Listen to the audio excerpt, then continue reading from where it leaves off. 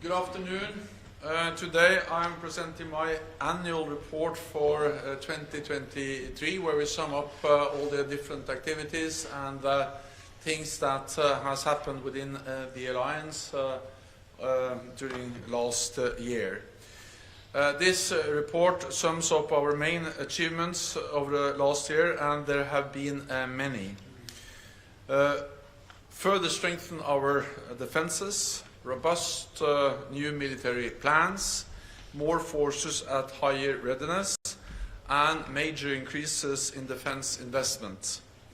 The world has become more dangerous, but NATO has become stronger.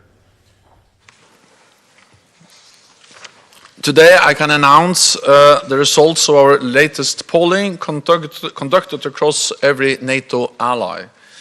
The data is clear. Public support for NATO is extremely strong on both sides of the Atlantic. If a vote were held today, an overwhelming majority of citizens across allied countries would vote in favor of NATO. For example, in the United States, only 13% would vote against. Over 80% of our citizens believe that North America and Europe must continue to work together for our shared security. So across the alliance, support for NATO remains rock solid. NATO citizens also continue to express strong solidarity with the brave Ukrainians. Across the alliance, fully 2/3 of people want the country to continue supporting Ukraine. This matters because NATO allies provide 99% of all military aid. And in 2023, we continue to provide unprecedented levels of support, including artillery and ammunition, tanks and armored personnel carriers, patrol boats, air defenses, helicopters, drones, and radars. For the first time, a number of allies also sent long-range systems, UK Storm Shadow and French Scalp missiles, and allies agreed to send F-16 aircraft. Allies also came together to create coalitions for key capabilities like air defenses, artillery and drones. And several allies have now signed bilateral security arrangements with Ukraine. Unprecedented aid from NATO allies has helped Ukraine to survive as a sovereign independent nation. But Ukraine needs even more support, and they need it now. The Ukrainians are not running out of courage, they are running out of ammunition. Together, we have the capacity to provide Ukraine what it needs. Now we need to show the political will to do so. All allies need to dig deep and deliver quickly. Every day of delay has real consequences on the battlefield in Ukraine. So this is a critical moment, and it will be a grave historic mistake to allow Putin to prevail. We cannot allow authoritarian leaders to get their way by using force. This would be dangerous for us all. Putin went to war trying to slam NATO's door shut, but he failed. Last year, Finland joined the NATO family. Just last week, Sweden became the 32nd ally, and Ukraine is closer to NATO than ever before. So NATO is now bigger and stronger. And last year, we put our defenses on an even more robust financial footing. 2023 was the 9th consecutive year of increased defense investment across Europe and Canada, with defense spending rising by an unprecedented 11%. In 2024, NATO allies in Europe will invest a total of $470 billion in defense, amounting to 2% of their combined GDP. In 2024, NATO allies in Europe will invest a total of $470 billion in defense, amounting to 2% of their combined GDP for the first time. This year, 2/3 of allies will meet the 2% target, up from just 3 allies in 2014 when we agreed the defense investment pledge. In 2023, we also further deepened our relations with like-minded partners, including our friends in the Indo-Pacific and the European Union. We are also working even more closely with our partners in industry. In 2023, we agreed a new Defense Production Action Plan to ramp up production, strengthen engagement with industry, and increase interoperability. Since then, NATO has agreed contracts worth tens of billions of dollars, accelerators and test centers. Soon there will be more than 200 world-class sites on both sides of the Atlantic. They will focus on solving some of our biggest defense and security challenges and sharpening our technological edge in areas ranging from artificial intelligence and cyber to 5G, hypersonics and autonomous systems. Next month, we will mark the 75th anniversary since NATO was founded. When our heads of state and government meet in Washington in July, we will celebrate this important milestone and will continue adapting our alliance for the future. I expect we will take further steps to support Ukraine, reinforce our resources and defenses, and deepen our partnerships around the world. In an unpredictable world, NATO matters more than ever. In our 75th anniversary year, we will continue to demonstrate our unity, solidarity, and resolve. And with that, I'm ready to take your questions. We'll go to questions. We'll start with the Wall Street Journal in the third row on the far left, please. Thank you. Dan Michaels with the Wall Street Journal.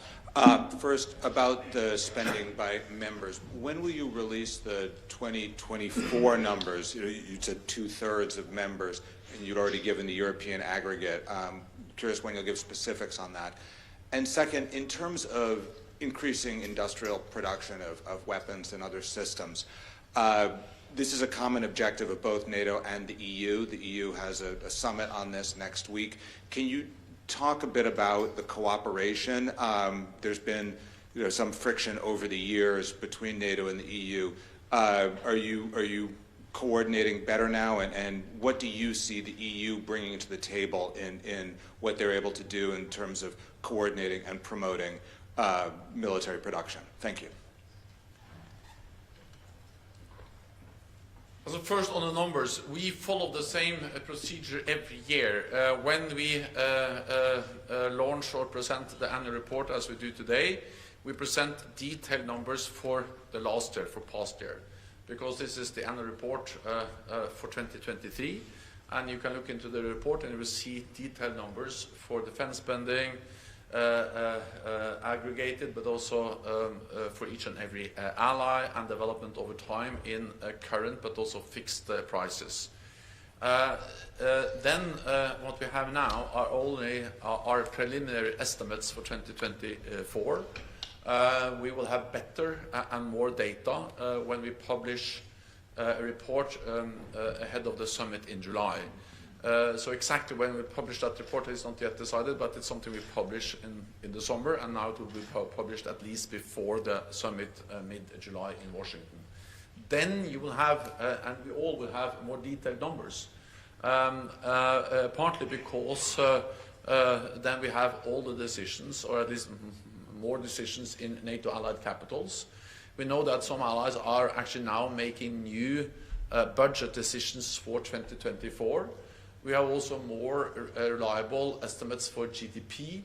And of course, if we are not only looking at defense spending, but defense spending as a percentage of GDP, then what matters is both spending but also GDP, and by summer we have more credible estimates for GDP. So yes, we have some preliminary estimates saying that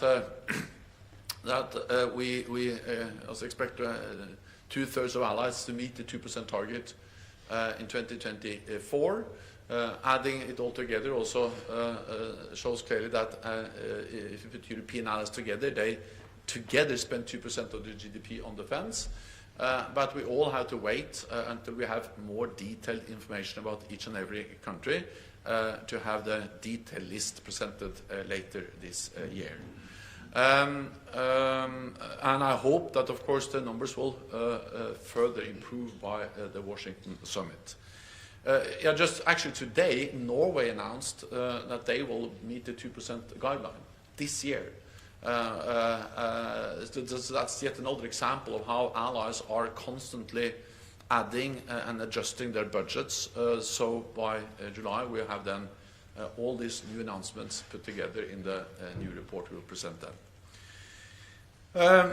Then on defense investments. So first of all, NATO has been calling on European allies to increase investments in production for years. And of course, the only way to increase defense production is to spend more. And NATO's kind of main message to all allies, but in particular European allies, is that you have to spend more. And in the beginning, it was a bit hard to convey that message. And now I feel that allies understand. So allies have really started to increase spending, and therefore they can also make orders and ensure that the industry is investing and providing more ammunition, more equipment, and investing in new production capacity. So we see that things are moving in the right direction because they follow the NATO advice, spend more. Second, I welcome all efforts, and we are in close contact with the EU. I met recently with President Ursula von der Leyen. We discussed this in detail, and our staffs are also engaging closely. So we welcome efforts by the European Union when it comes to overcoming the fragmentation of the European defense industry. In the United States, they have many, many battle tanks and one type. In Europe, they have fewer battle tanks and many different types.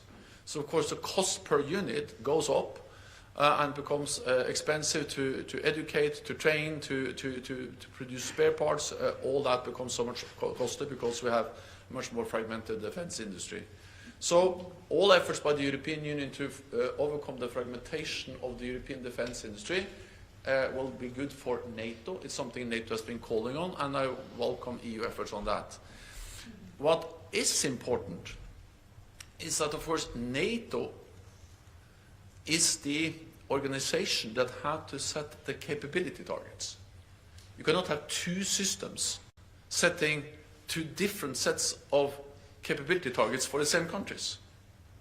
You cannot have EU and NATO presenting to Germany or to Denmark or to Poland two conflicting lists of capability targets. So defense planning, including setting the targets for how many battle tanks, how many planes, how many ships, what kind of readiness and so on, has to be set by one and only one institution. And that's NATO's core responsibility, defense planning and the associated capability targets. So of course that defines the needs, the demand, and with the money you can then turn that demand into real contracts. Second, of course, we need only one institution setting the standards. So NATO standards for interoperability, for communications, for interoperability, for interchangeability of ammunition, all of that is only one set of standards. You cannot have two sets of standards. Then you achieve the exact opposite.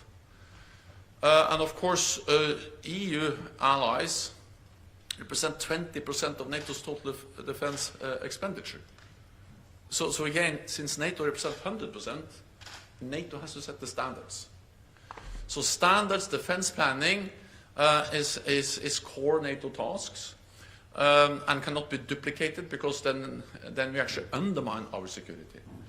And thirdly, NATO has also had a very important role to play when it comes to joint procurement. That has been done in many different formats, and we welcome different formats. But of course the NSBA, the NATO Support and Procurement Agency, has for decades tried and tested procedures for big joint procurement decisions, reducing the cost, aggregating demand, and giving the industry the long-term multi-year demand they need to make the necessary investment. So it is important that, of course, EU focus on the areas where they actually add value to NATO, but not compete with NATO when it comes to core responsibilities as defense planning, standard setting, capability targets, and we still need a lot of joint procurement conducted in the NATO framework. Go next to Rai, Italy, in the second row in front of me here, please. Secretary General Lucrezio Rai, what are your expectations on the upcoming elections in Russia, and especially now because President Putin said that there is a possibility of deployment of troops along the border in Finland? Thank you so much. Free and fair elections are core to any democracy, and elections in Russia will not be free and fair. Because we know already that opposition politicians are in jail, some are killed, and many are in exile. And actually also some who try to register as candidates have been denied that right. So we can say actually before the elections that they will not be free and fair. Because to have free and fair elections you need competition, you need different lists, you need an open discussion, and you need a free and independent press. There is no free and independent press in Russia. Media outlets are suppressed or expelled. President Putin has held power in Russia for decades. No one expects Russia's elections this week to bring any change in Kremlin.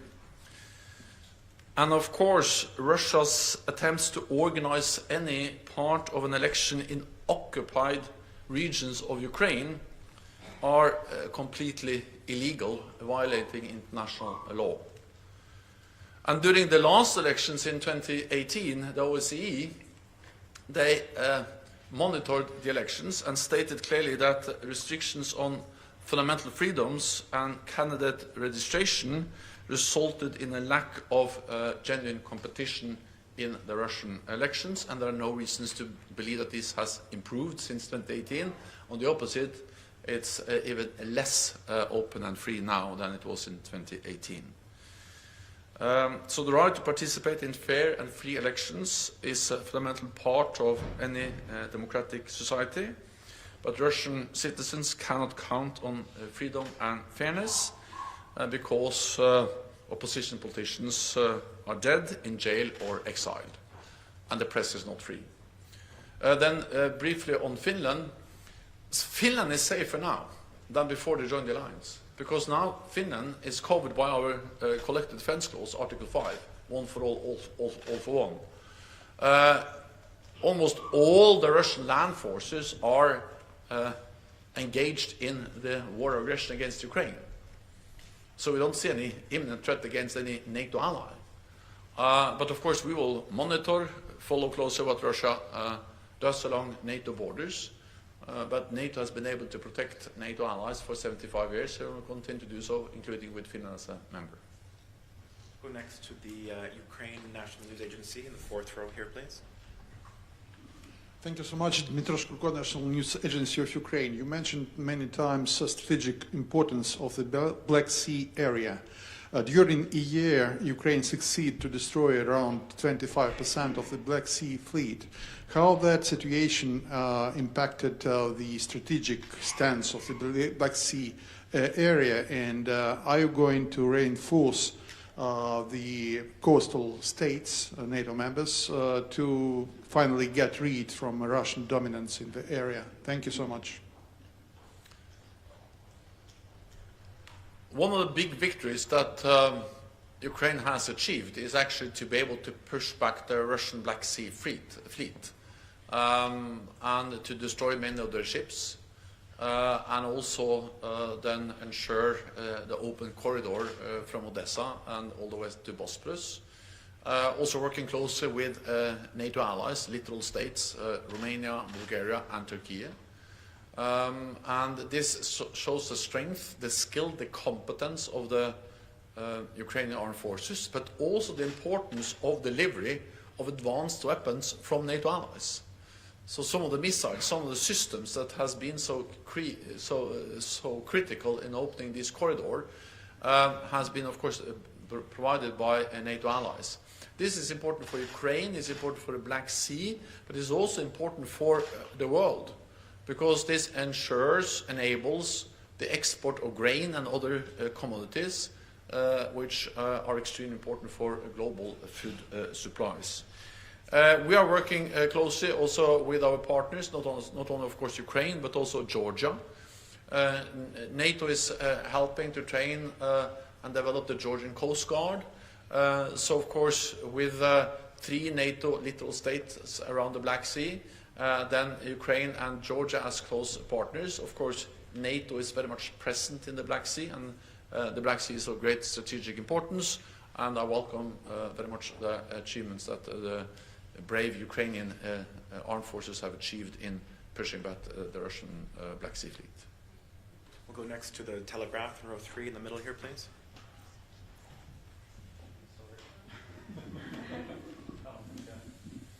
Hi, Joe Barnes from the Daily Telegraph. One of the sections looks at the threat posed by hypersonic missile systems, and it's listed as one of the 9 key emerging and disruptive technologies.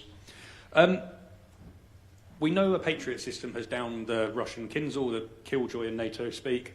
But how much further do NATO's ballistic missile defences have to go to ensure full coverage against hypersonic threats? And then you also in the same section list Iran as a particular worry in this. Why Iran? Do you see them picking up production further than they already have? And it seems to be a concern that you share with your partners in the European Union. Thank you. Hypersonic missiles is, of course, a real challenge, and it demonstrates that Russia has invested heavily also in more advanced weapon systems. At the same time, I think we have demonstrated that NATO has the capabilities to protect and defend against Russian hypersonic missiles. When they were launched, the Kinzhal was launched some years ago. It was accompanied by a message from President Putin that these missiles was not able to protect against, that we're not able to shoot them down. NATO, so Ukraine, has by using Patriots demonstrated that that's possible. They have been able to shoot down several hypersonic Russian missiles. But it demonstrates also the need for a layered air defense. It demonstrates the need for air and missile defense, and it demonstrates the need for not only high quality but mass. Because one of the strategies we have seen in Ukraine is, of course, to try to overwhelm the air defenses by sending in a lot of missiles and drones at the same time. So that's also the reason why, as part of our defense plans, as part of what we do now to implement the biggest reinforcement of our collective defense in decades, air defense is a critical part of that effort. Again, this is partly about spending more. If we look at the announcements that our allies are making on what they are buying, many of them are now buying a lot of air defense, filling up or following the NATO capability targets, which have focused a lot on air defense. Poland made announcements not so far ago for a lot of new air defense systems. Germany is leading the Sky Shield initiative, where several allies are going together and ensuring that they are delivering on the NATO capability targets for more air defense. So yes, we need to do more because we need the quality, we need the quantity to ensure that we have sufficient air defense to protect against missiles and drones and planes. We have time for a couple more. We'll go to Amedi TV in row 3 here, please. Thank you very much. Mr. Secretary General, you just mentioned Georgia, but still, can you tell us more about the deepening relationship with partner Georgia in this context of war and turbulent times, and what can we expect in July in the context of future membership? Thank you very much. So Georgia is a valued NATO partner. We strongly believe that Georgia has the right, as all other European countries or countries, to choose their own path. I have visited Georgia several times. I will visit Georgia in the near future again to further strengthen our partnership and look into how we can work closely together. My message to Georgia is, of course, that reforms are important and that NATO is based on some core values: democracy, the rule of law. And it's of course important that Georgia live up to these standards as it moves towards further Euro-Atlantic integration. We have time for one more. We'll go to Reuters in row 3 here, please. Andrew Gray from Reuters. Secretary General is very struck by the line that you mentioned earlier, that Ukrainians are not running out of courage, but they are running out of ammunition. So really a very simple question: why are they running out of ammunition, given they have the support of so many allies, so many powerful economies? Does this represent a failure from NATO allies? The NATO allies are not providing Ukraine with enough ammunition, and that has consequences on the battlefield every day. The fact that the Russians are able to outgun the Ukrainians every day, of course, is a huge challenge. It's one of the reasons why the Russians have been able to make some advances on the battlefield over the last weeks and months. And therefore it is an urgent need for allies to make the decisions necessary to step up, provide more ammunition to Ukraine. And that's my message to all capitals. Of course, we all follow very closely the process in the US Congress, because the US is by far the biggest provider of weapons and ammunition to Ukraine. At the same time, my message to the United States is that they are not alone. European allies and Canada are also providing significant support, but both US, Canada and Europe has to do more, and we need long-term commitment to enable the Ukrainians also to plan. Then this is, of course, we have the capacity, we have the economies to be able to provide Ukraine what they need. This is a question of political will to take the decisions and to prioritize support for Ukraine. And therefore we need the decisions to invest more in defense industry. We need to ensure that our governments are agreeing contracts with the defense industry so they can make the commercial decisions to scale up production. And of course we need the will from all allies to then allocate support, ammunition, but also other types of military equipment to Ukraine. It has been unprecedented what NATO allies have provided, but we need to continue and we need to step up, and that's the message. That concludes this press conference. I know we didn't get to all the questions, but the conversation can continue. It's now our great pleasure to invite the media to a reception upstairs in the Compass Room. The press team will be here to guide you there. The Secretary General will join you in a few minutes, and we look forward to seeing you. Thank you. Thank you. See you.